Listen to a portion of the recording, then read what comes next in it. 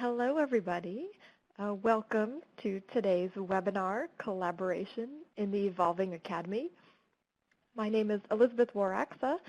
I'm an alumna of the CLEAR Postdoctoral Fellowship Program, and it's my pleasure to be your host today. Before we get started with today's program, I'd like to let everyone know that this webinar is being recorded. A link to the recording will be posted on the CLEAR website for those who could not attend today. So please feel free to let any interested colleagues know that if they missed today's webinar, they'll be able to find it on CLEAR's website under About Us and News. Today's webinar is the second in a series on the topic of collaboration that CLEAR and NITLE are offering this fall. And I would like to extend a very warm welcome to the NITLE members and other members of the liberal arts community who are joining us today. We have a great lineup, so let me quickly outline today's program. Today's speakers are three former CLEAR postdoctoral fellows who have broad experience working on collaborative team-based projects, including grant management, digital projects, and scholarly publications. They are Tamsyn Rose-Steel of Johns Hopkins University, Katie Rawson of the University of Pennsylvania, and Jennifer Parrot of Clayton State University. Together with their colleague Inna Kouper of Indiana University, they recently co-authored a chapter on collaboration for the report marking the first decade of the CLEAR postdoc. So they've just been through a very intensive collaborative writing experience, and they will be sharing with us some of their strategies for successful teamwork. Following their presentations, we will have a dedicated question and answer period, so please use the chat box to post your questions for our speakers. We're so pleased that Tamsyn, Katie, and Jennifer have agreed to share with us their thoughts on working together to achieve shared goals. So without further ado, let me give you our first speaker of the day, Tamsyn Rose-Steel. Tamsyn. Hello, everybody. I hope I'm coming through loud and clear. Do let me know if there's any problems. And again, welcome to this webinar, and thank you to Elizabeth and Rita and everyone for inviting us to talk about this, because it was a really wonderful experience for us. So the writing project, as Elizabeth just said, was part of the 10-year anniversary of the postdoctoral fellowship program. And I was very lucky enough to be invited to lead a team on talking about collaboration itself. So this was a kind of almost like a meta project, collaborating on talking about collaboration. So just let me introduce myself properly before I continue. As I said, my name is Tamsyn Rose-Steel. I'm at Johns Hopkins University as the Digital Scholarship Specialist, which is a new role within the library. And I was previously a CLEAR Fellow here in medieval data curation. And after me, you'll be hearing from Jennifer and Katie talking about, Jennifer's going to be talking more about the actual process of our writing, and Katie will be talking about some of her collaborative projects. And I'm going to be talking a little bit about the process of grant writing and managing a grant as part of my CLEAR Fellowship. So just moving on. So this is the process of discovery, the volume to which we all contributed, edited by Elizabeth and by John McLaughlin and Krista Williford. And our own contribution was the collaboration in the Evolving Academy, experiences from the CLEAR Postdoctoral Fellowship Program, which I wrote together with Jennifer and Katie, who you're going to hear today, and also Inna Kouper, who unfortunately couldn't join us today, but was also a valuable part of our writing team. Now, in our article, we at one point discussed the enduring image of the lone scholar, and the picture that I chose to represent this was Caspar Friedrich's famous image of the wanderer above the fog. And we tend to have thought in the past about the humanities scholar in particular, but scholars in general often, as kind of surveying their empire of thought like this man above the fog. The realities we know, of course, are very, very different. But solo work and attribution has an enduring hold on the academy, and in times this is one that's no longer healthy for our modern modes of operation. That's not to say we don't still work on solo projects and that these aren't relevant or beneficial, but we need a more nuanced understanding of our workflows and collaborations, and this was something that we focused on very much in our article. Now, collaboration in the academy and the humanities in particular has always been something that has occurred. So here you have images of Matthew Parker, famous for collecting the library for Elizabeth I of texts that supported the creation of the Church of England, and his contemporary John Keyes, after whom the Gonville and Keyes College in Cambridge was named. Now, these two shared an intensely collaborative relationship, as was recently explained by Anthony Grafton. They shared texts, they shared kind of the equivalent of postdoctoral students doing their research for them. It was very much a collaborative relationship in the manner in which we think of collaborative relationships today, and they weren't working as lone scholars, they were working as teams. I think what's changing more today is that we are working on ways to formalize this and to think about it more within the context of our careers and our projects, and not as something that happens by chance. I think until now we've lacked we're lacking formal recognition of the importance of collaboration within the structures of the academy, and this is something that's now starting to become something that we do begin to recognize. Bethany Nowicki, for example, has written on how we can rethink assessment to better acknowledge the iterative projects and collaborative work that we do within the academy. And this is, of course, these kinds of collaborative projects have been very much brought into being by the fact that we now have more digital collaboration, and this is becoming a formalized collaboration and has been picked up very much by the grant funding bodies. The Mellon Foundation, for example, are very keen to fund collaboration.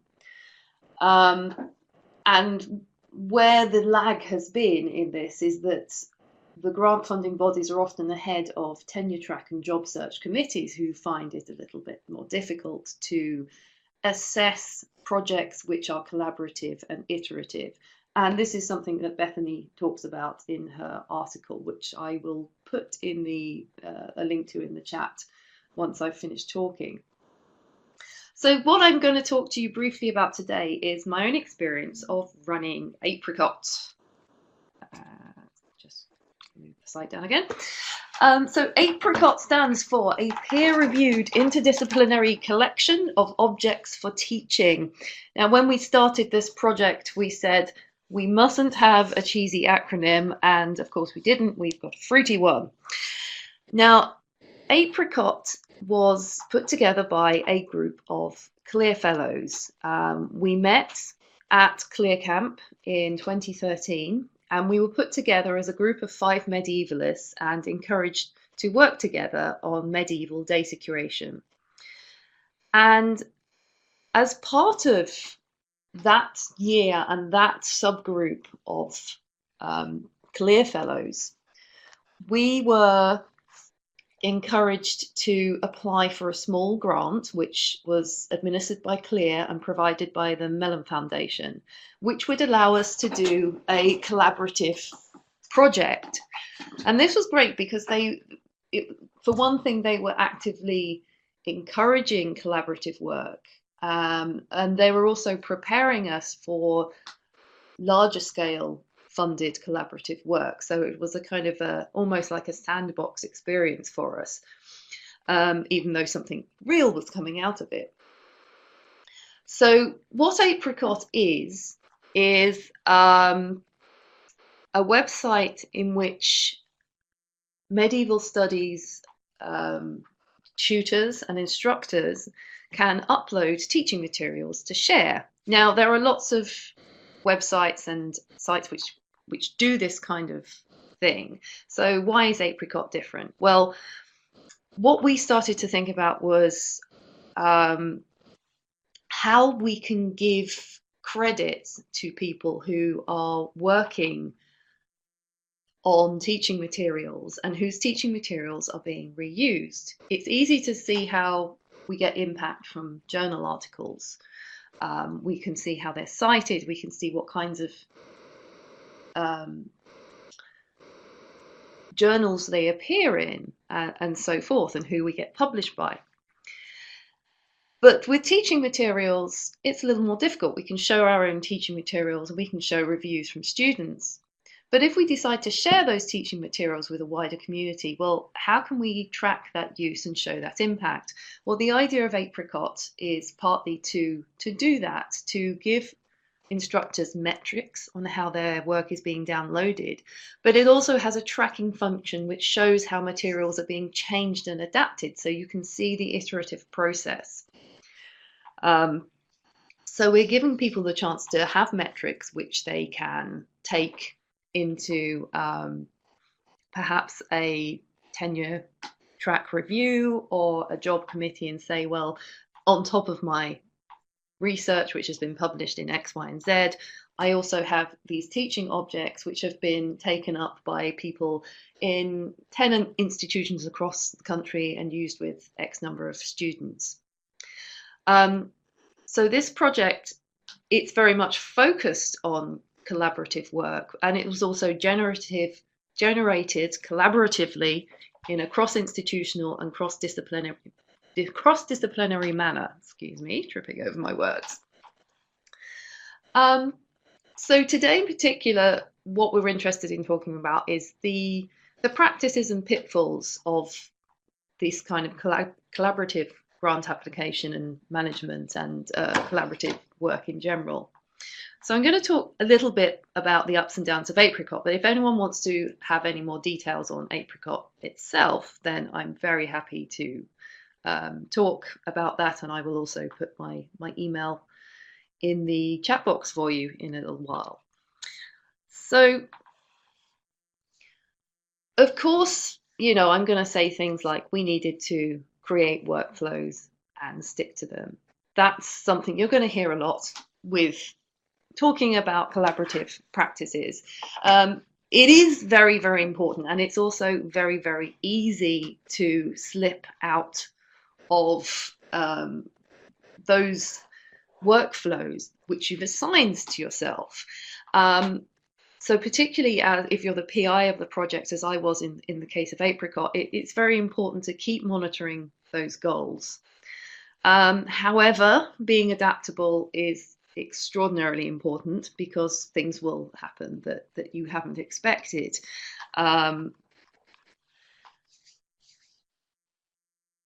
But I think from the point of view of how we managed applying for Apricot and then continuing to manage Apricot, I think the relationships were very important. And this is something to really think about in collaborative work, is that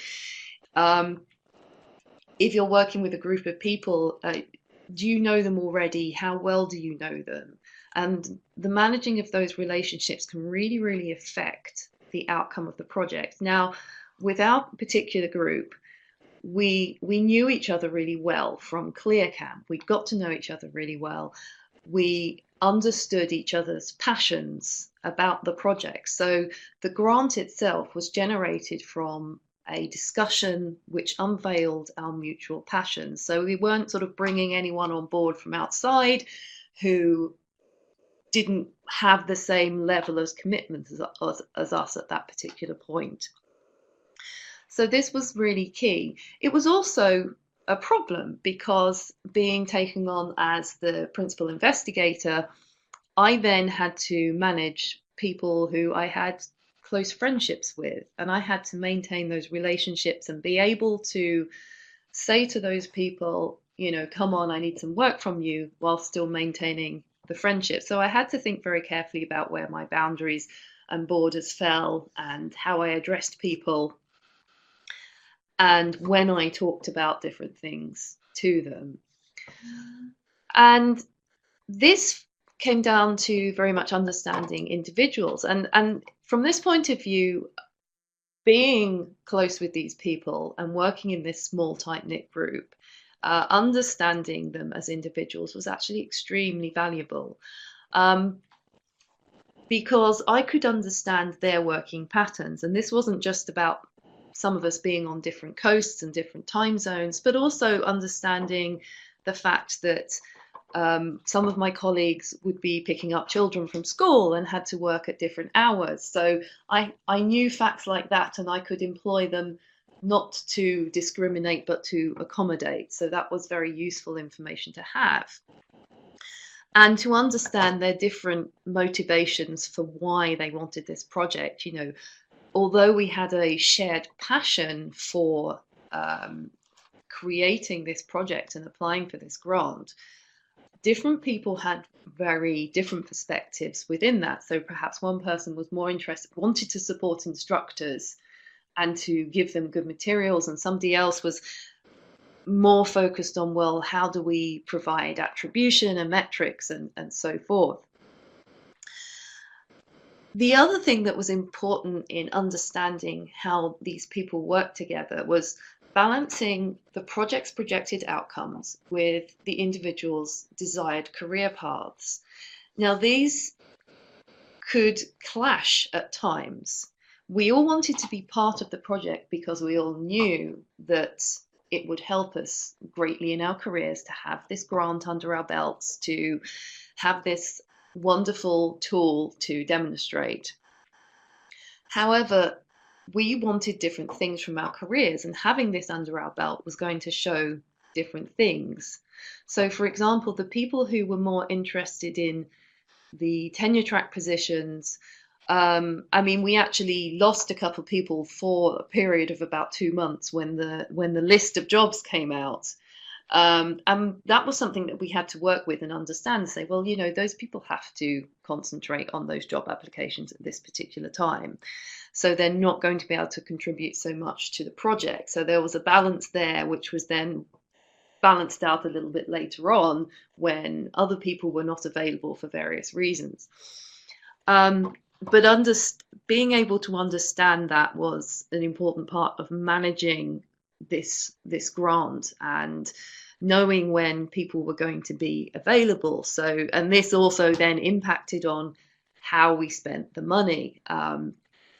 And interestingly, you know, spending down collaborative money can be trickier than you think it's going to be, which sounds crazy, because you think you've got this nice lump of money and everyone's going to want to go to the conferences, but and meet up and so forth. But actually, it was quite difficult, because managing commitments from 5 people in very different places in the country and trying to get them together at the same time to do good work and to be in a place for a good reason was quite tricky. So we actually had some trouble spending down some of our money at the end, and finding good reasons to use it. So it was important to really map out in advance when we were going to meet and spend that money, and to think about, you know, we had to push people and say, come on, you need to book this ticket, we need to think about this meeting, are we going to do this? So that was another important point of managing a group who were very much spaced out over the country. So I guess I've spoken for about 10 minutes now on this, and I'm sure you'll have lots of questions, but you're also going to want to hear some more from Katie on collaborative projects and Jennifer on the writing process.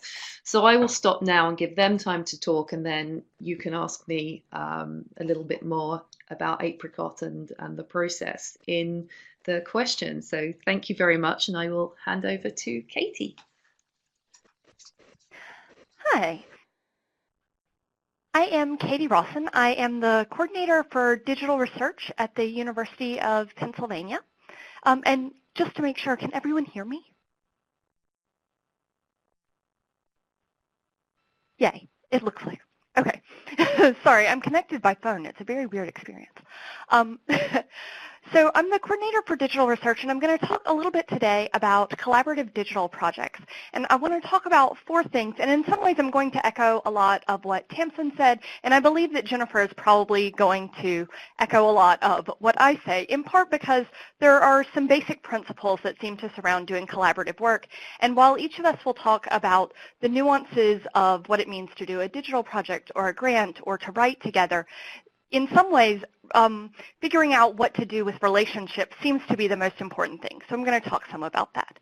So the 4 things that I will discuss are the ideas of putting together an explicit purpose, of writing together or externalizing thought, of meeting regularly with faces, even if not with bodies, and also of understanding different aptitudes and different abilities, which I think is particularly important to figure out good strategies for this when you work on digital projects with people who might have a range of both technical ability and also a range of intellectual agendas and intellectual strengths.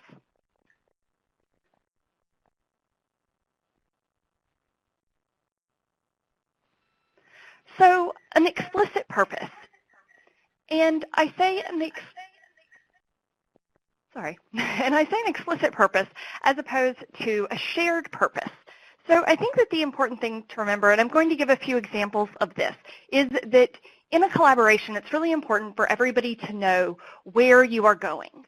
But you might not be going in the same place, even if you are working on the same project. So I think of people in the digital humanities who work with computer scientists. I think that this is like a really clear example where the person who is doing digital humanities research might have one idea of why this is innovative in their field, whereas a computer scientist might have a really different idea about why this is innovative. So something that will change computer vision for computer scientists might be the same thing that allows someone to network and do text analysis on a whole body of work that beforehand we couldn't OCR, for example. And so they don't necessarily have to have the same reason for doing the project, but it's also really important that they've expressed this to each other. And so I also think of this in terms of partnerships around digital collections. So at the University of Pennsylvania, we sometimes work with partners who are at different kinds of institutions than us. And part of the way this works is that we have an idea of what we want out of this. Often it's that we want to expand our digital collections and we want to offer access to a wider range of digital resources than we hold here at our institution, whereas the institutions that we work with, which might be libraries across the city, might not have the money to be able to do the kind of digitization, or they just might not have in-house facilities and would want to find someone who they can trust, who will be a good partner to digitize with. And so in that case, it really helps for both sides to explicitly say what they're doing and in some ways having a shared purpose, which is this idea of digitizing, but it doesn't necessarily have to be the exact same purpose. And my very quick example around this is I'm working on a project right now called the Imperial Lexiscape, which works with several different people who work in Japanese, Korean, and Chinese. I do not speak or read Japanese, Korean, or Chinese, and they are scholars, and they're interested in putting together a collection of materials that are from these countries during the Japanese Empire and thinking about the way that information and knowledge is moving between periodicals. What I'm interested in is how can we start amassing this data set, and then what kind of agreements do we need to work out with people so that we can legally share a data set? So the part that I'm interested in is humanities data and how do we put together humanities data and how do we publish humanities data, whereas the things that they are interested in have to do with Japan in a certain period and also with doing text analysis in non-Roman scripts. So a shared purpose that everybody, so you don't have to share a purpose, you just have to know what each person's purpose is, and it has to make sense for the project. Oh, sorry. Okay, so the next thing that I think is part of helping with this explicitness, which I think is at the heart of good communication around collaboration, is writing together, which in some ways is just a way of everybody externalizing their thoughts so that you know what the other person's purpose is, so that you can see what they're imagining.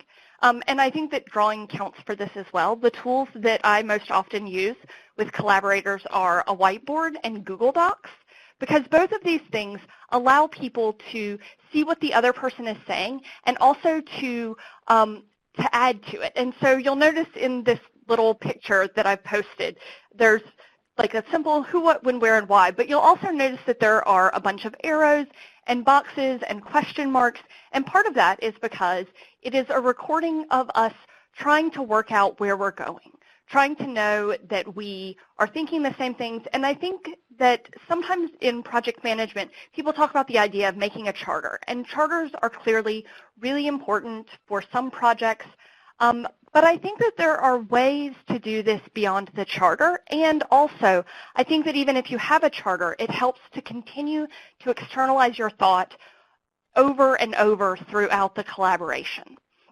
And so particularly, even if you think that you are all on the same page, it's always amazing to me. So I work with Trevor Munoz on a project called Curating Menus.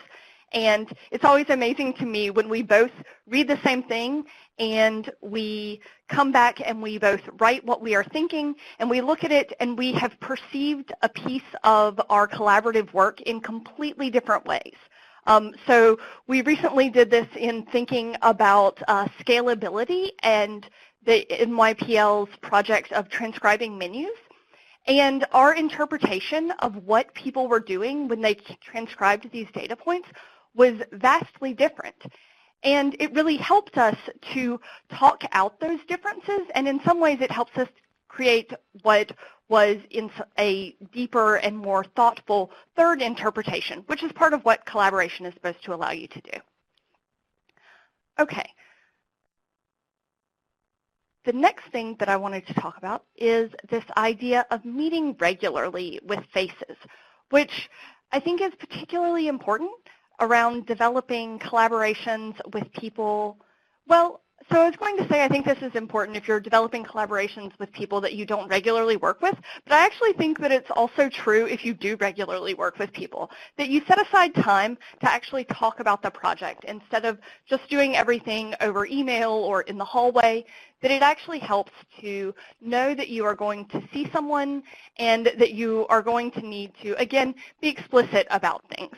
I think about what we learn from psychology, and especially from like family behavioral therapy, which often has a lot to do with the idea of being able to listen to another person, and also of each person in a group being able to express their perception.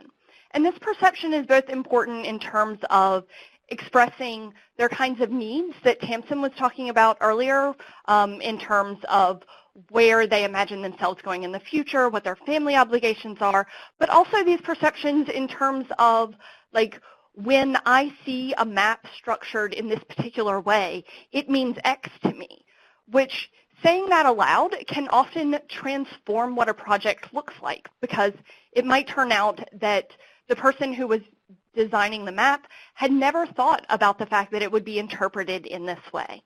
Again, I think about curating menus and how, so Trevor and I made a little tiny piece of software together, and one of the things that we both discovered was that we use things in really different ways. So he almost always uses shortcuts with keystrokes, and I almost always use a mouse and click to do things.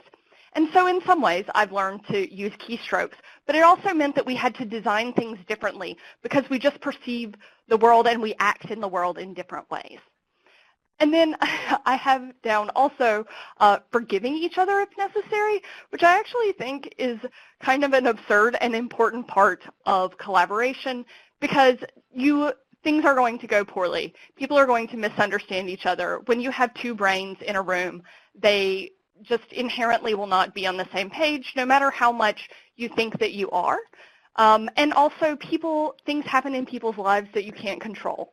And so I think that also going into collaborations with a sense that there are going to be moments of failure, and there are going to be moments of failure that are someone's fault, and there are going to be moments of failure that aren't someone's fault, and that if you want to keep moving forward, that part of that is learning how to accept the failure and then let go.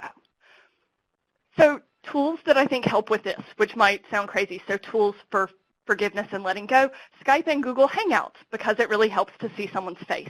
And also doodle polls, if you're working with a large group of people, is really helpful. And the last thing that I wanted to talk about is solutions for different aptitudes and abilities, which I think that this is something that's really quite specific to collaborating on digital projects, which is that people often come in with really different experiences with technology. So to use Trevor and I in our Curating Menus project again as an example, he when we started had much greater technical chops. He knew how to code in languages that I did not know how to code in. I could read other people's code and understand what was happening, but I couldn't do it myself. And so one of the things we had to decide early on was, since this was the case, how were we going to figure out the best way to do this? And our solution, and the solution that I've also worked with on Southern Spaces, which Alan Pike is one of the participants, and other kinds of things, the idea is to figure out when is the moment when you learn together. So when is the moment when you decide it is worth our collaboration's time for everyone to know how to do this? Everyone needs to be able to, say, read code. Or maybe you're on a project where everyone really does need to learn how to do some specific kind of coding or to work with a specific kind of mapping software, that for it to go forward, everyone has to be able to do the same thing, in which case it's really important to learn together. You also might be able to have an assessment and realize that, not everyone needs to be able to do this. What we need to do is we have someone who's very good at this, and our time will be best spent by having this person teach us enough that we can talk and read things well, but that it really makes sense to divide up labor, to give this person this particular part of the job, and to take another part of the job for ourselves. And so I think that part of that really involves explicit conversations about what you are able to do and what you are imagining needs to be done. I find that GitHub is really helpful for this. It's also a really helpful learning tool, because if you have someone who is your technology person and they're putting up code, you can go in and read it and you can see the changes that they're making. And one of the ways that Trevor and I did this was when he made some code that I did not understand, he just walked me through what each of the steps was doing. And after that, I could go back and look at things, and I could even start to fix and change some things. So it was a learning experience that allowed me to have a greater aptitude and a greater ability. And then also it just allowed me to be able to keep up with things, so that I didn't feel like at a certain point I wasn't able to contribute, or I wasn't able to understand what the limitations of this particular technology were. And with that, I have clearly taken too much time, and I'm going to pass it over to Jennifer.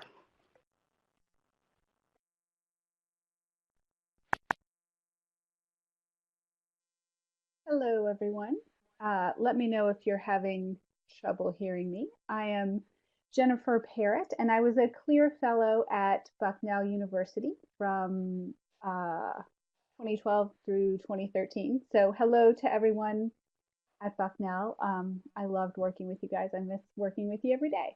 Currently, I work at Clayton State University in Atlanta, Georgia, and I teach first-year writing and digital writing. So the idea of collaborative writing is something I do with my students. And so the experience was particularly helpful to me for many reasons, among them though, to make me a better teacher. So I'm going to talk a little bit about that. I'm going to talk about the benefits of co-authored publications or collaborative writing. Why would you want to do this? The challenges to doing it successfully.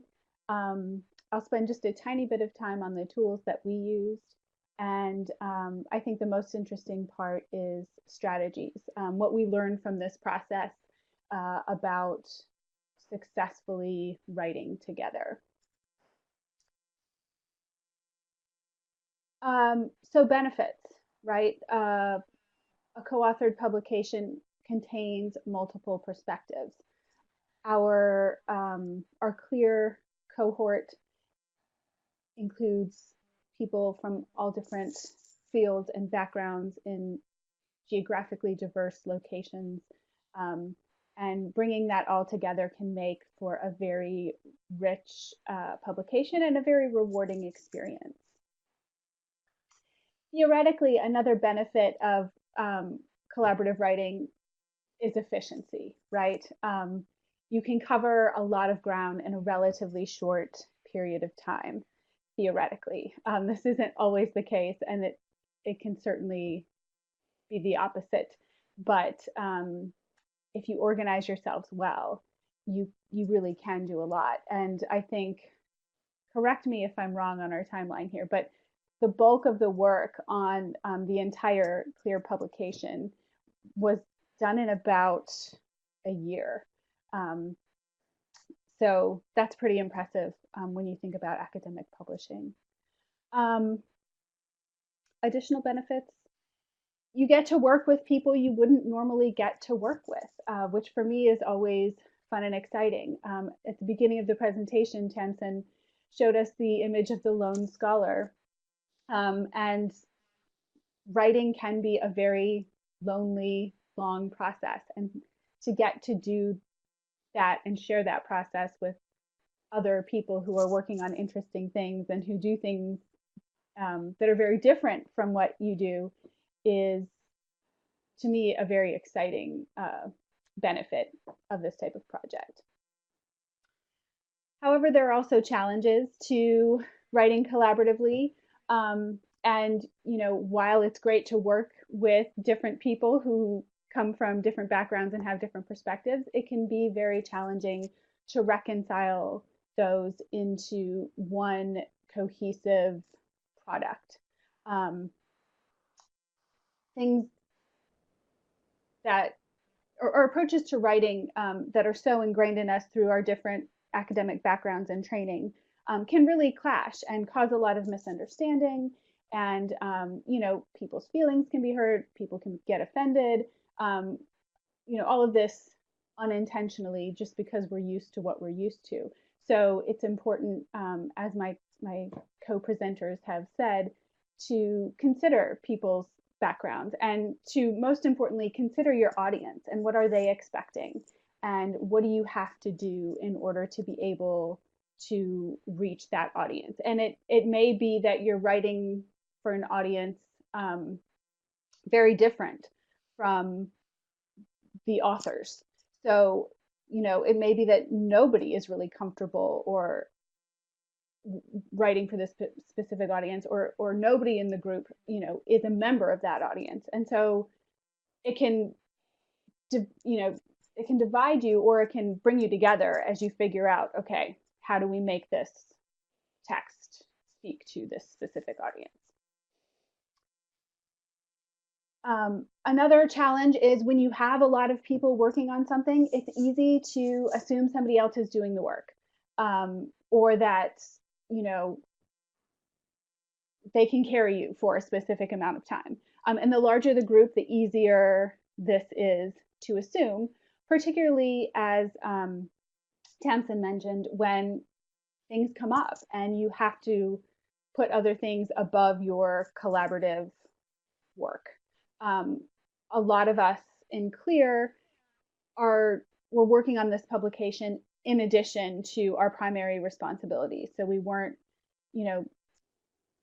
this wasn't part of our regular daily expectations.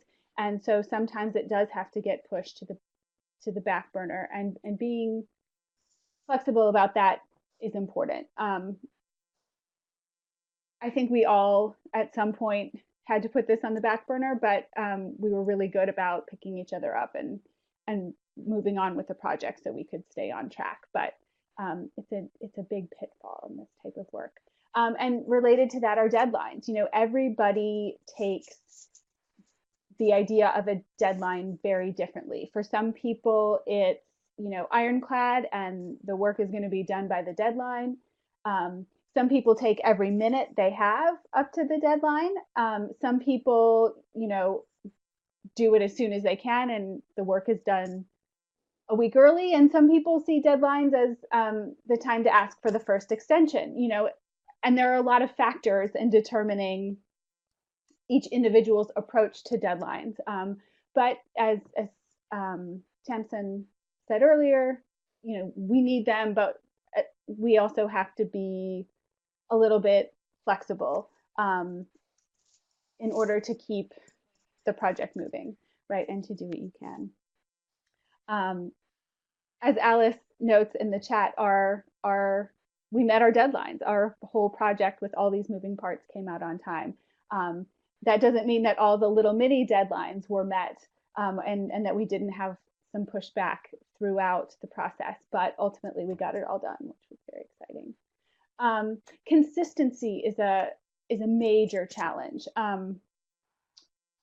We had to not only be consistent in our small writing group of 4, but in our much larger writing group of, I'm not sure how many people we had, 20 to 30.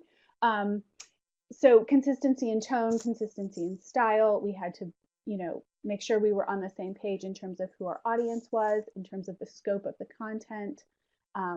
We had to, you know, make sure that it was a cohesive topic, but that we weren't repeating each other.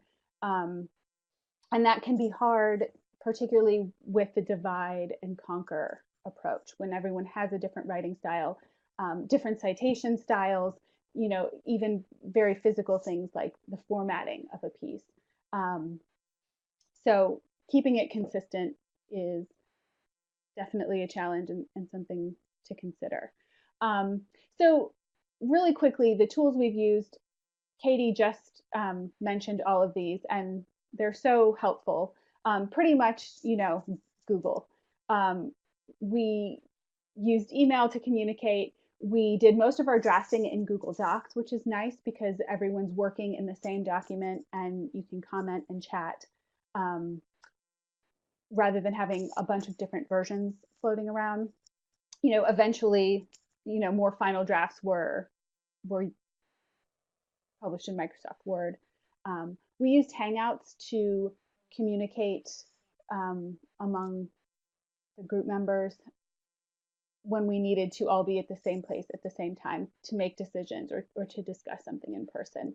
And all of these were, you know, critical to our success on the chapter. I wouldn't say you can do without any of them. I think, you know, you want to communicate in writing, you want to communicate asynchronously, and you want to communicate synchronously when necessary to get everything done and on the same page. I'm gonna skip ahead. So I think, you know, in terms of strategies, the most important strategy is to organize. We had a very large group for the entire publication. You know, as Alice said, over 20, or as Elizabeth said, over 20 authors. That's a lot of people to organize, and they were all over the place geographically. So with time zones and those challenges, it's a lot. We were broken down into small groups of about 4 or 5, and each group worked on a chapter.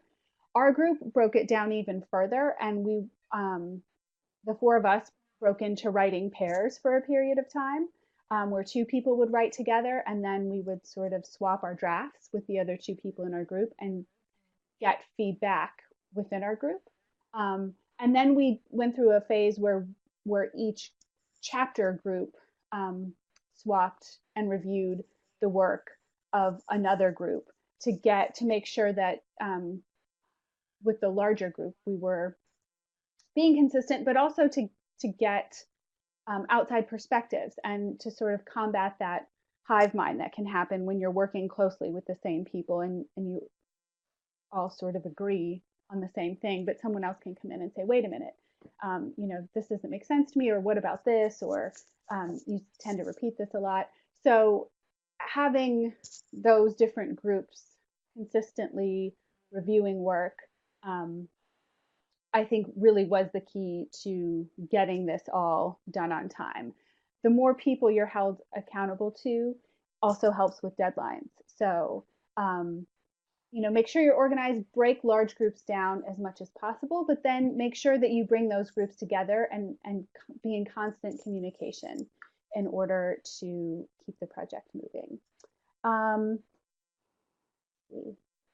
Review and revise, and I just talked about that. The more you're reviewing each other's work and sort of revising as you go along, I think the easier the process gets, and the more smoothly it goes. And we also had outside reviewers. It is a peer-reviewed publication, and so that people totally outside of CLEAR really helped with that final edit and that final push before publication. And then last but not least is putting it all together. We had sort of a team of editors, including Krista and Elizabeth and Alice, and people who looked at the publication once it was finished and made sure it was consistent, it was coherent, it was cohesive, it spoke to our intended audience. We have, CLEAR has a style guide.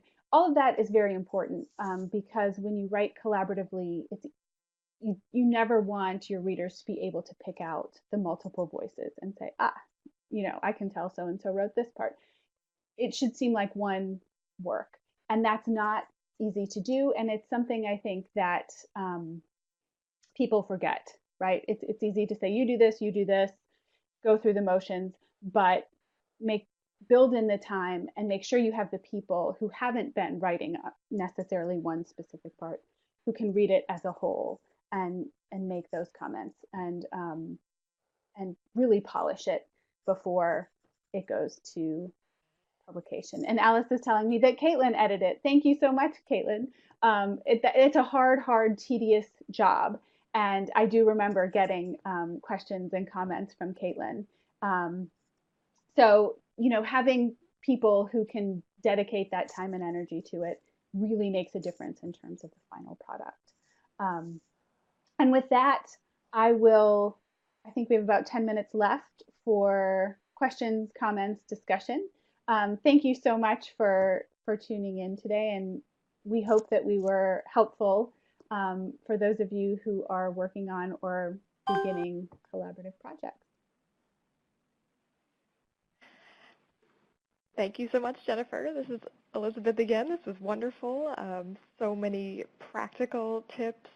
I learned so much that I can take forward with my work, the next project I might collaborate on or manage. Hope it was useful for all of our visitors in the chat room, but we do have 10 minutes left for a Q&A. So I see already a question coming from Alice. If you did this again, what would you change? That's a great question. So maybe Tamsyn, Katie, or Jennifer would like to chime in on that. Hi, this is Tamsyn. That is a really good question, Alice. There are lots of things I definitely wouldn't change. I think I was so happy to be thrown together with Jennifer and Katie and Inna because I got to know them better. And at this moment, I'm talking about things I really don't want to change. And I think that if I could answer the question in a different way, I think that things did change as it went along. And I think one of the things that changed was me as a human being, in that I learned to be less precious and less emotional about my writing and to let other people adapt and change and give their opinions on what I'm doing. So I felt that I certainly changed, and I don't want to change the fact that I changed. I think on a practical level, I think maybe we could have done a little bit more background research and reading to get us on track at the start. I think maybe we were a little bit too loosely organized, and I felt that as I was leading the group, that was my fault, and so I've learned from that. But I'll let someone else take over now.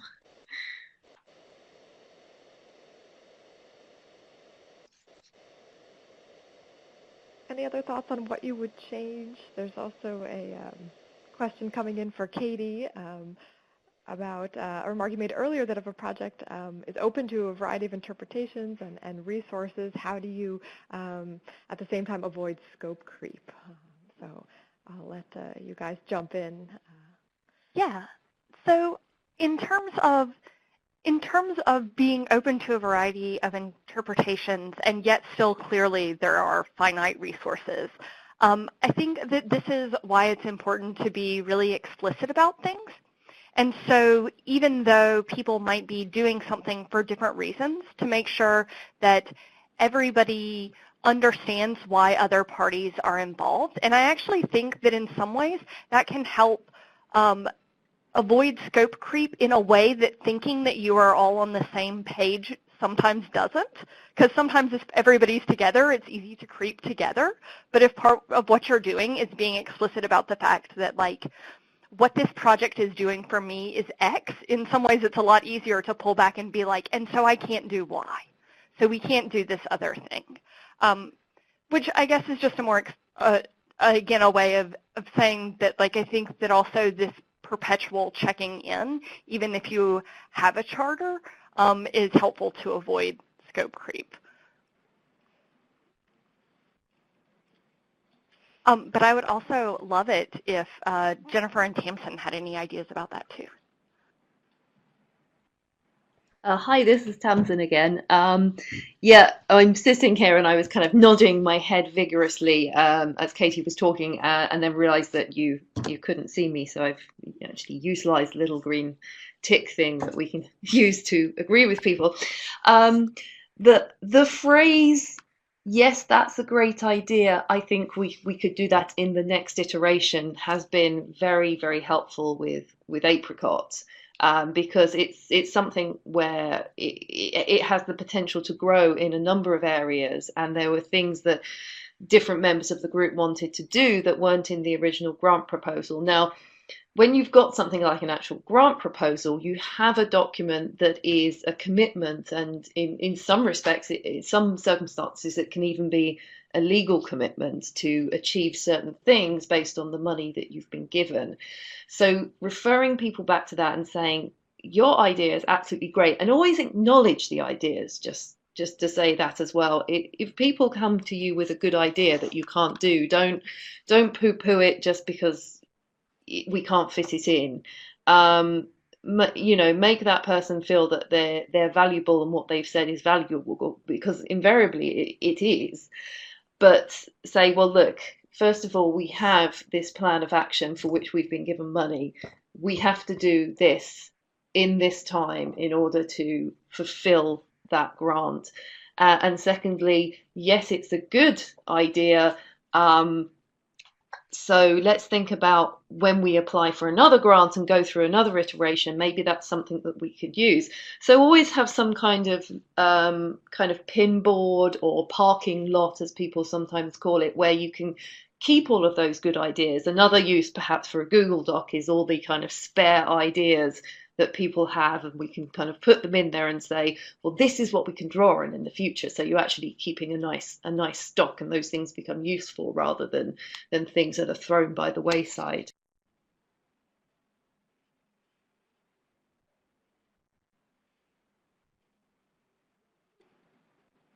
Thank you so much, everybody. I think we have about 3 minutes remaining, at least by my clock, until we reach 1 p.m. Are there any additional questions for our speakers? I know I'm wondering if after all this collaborative work, do you still find you enjoy solitary projects, or have you gone 100% collaborative now in your work? I love both. Being able to do both is fantastic. I think I used to be more solitary, but as I say, you know, working with people like these guys has helped me to grow as a person who is able to collaborate better and in a more mature way. So I just want to say thank you to them for that experience. Yeah. I'll echo that sentiment. I think writing collaboratively helps inform my individual process and vice versa. So I love having the opportunity to do both and to work with the amazing people at CLEAR. I think it makes you, sorry. Oh yeah, no, you go ahead, Katie. Oh yeah, I was just going to say that I find that in some ways, I think that now I have gotten better at doing individual work because I don't think that I have to do it all by myself. And I'm more used to going to people and being like, help me with this. And like, I know better how to like respectfully use other people's brains and also be able to do that just personally. Katie, I was about to say exactly the same thing. I'm right there with you on that thought. I love that. Thank you all so much. If we don't have any further questions coming in, I haven't seen one, it's left to me to thank Tamsyn, Katie, and Jennifer for speaking to us today, for bringing us all these wonderful tips and suggestions and reflections. I know it's going to be very useful also as a recording for others who are prepping for collaborative work and want to check in on this webinar. So thank you so much for being here with us today. And I wish everyone a wonderful rest of their day. Thanks, everybody. Thank you.